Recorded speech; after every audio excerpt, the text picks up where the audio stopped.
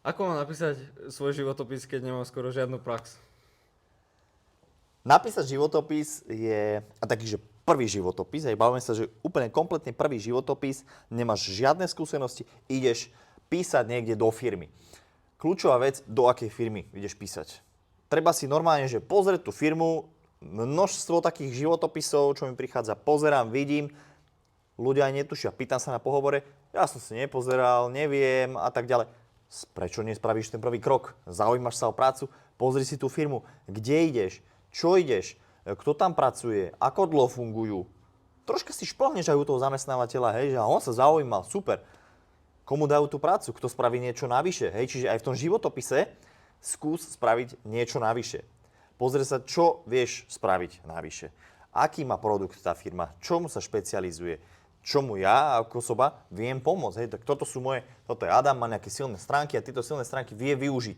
Teraz máme krásne chaty, Gemini a tak ďalej. Šupni to tam, ja som Adam, mám toto silné stránky, poslal som životopis tam a tam, respektíve posielam si životopis, čo im tam viem štrukturovať a vyťahnuť zo seba, aby som ako keby naozaj zvýšil svoju šancu už cez ten životopis sa dostať ďalej, lebo toho kvanta je veľmi veľa, ale hľadáme kvalitu.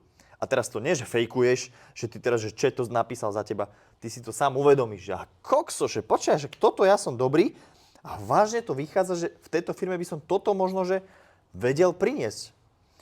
Daj tam fotku, nech si to tí ľudia asociujú na tej druhej strane, na tom HR oddelení, že aha, tak toto ja dám, no a však vyzerá v pohode, super, do toho nejaké takéto veci tam dal, ktoré môžu pomôcť tej firme a potom už keď ideš na ten pohovor, pozri si, pracuj s tým chatom. Aké najčastejšie otázky sa vám môžu opýtať?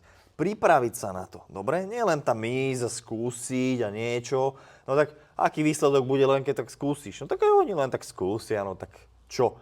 Však ako ide o tú energiu, akú energiu dáš, takú energiu dostaneš. Akože nič viac, nič menej. A keď tú energiu nedáš do toho písania životopisu, do toho, že ty tam niečo dáš navyše, tak potom nečakaj, že oni niečo navyše spravia. Musíš najprv ty zistiť, kto si, čo si a potom ponúknuť seba tej svojej ďalšej firme. Pozor na tie klasické wordiacké predlohy. Skús si pozrieť, skús si načítať viacero tých predloh.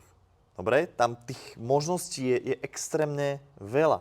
Čo viem spraviť iné, čo viem spraviť nové, záleží od firmy. Iný životopis posielaš do mekaču, iný posielaš do autoservisu.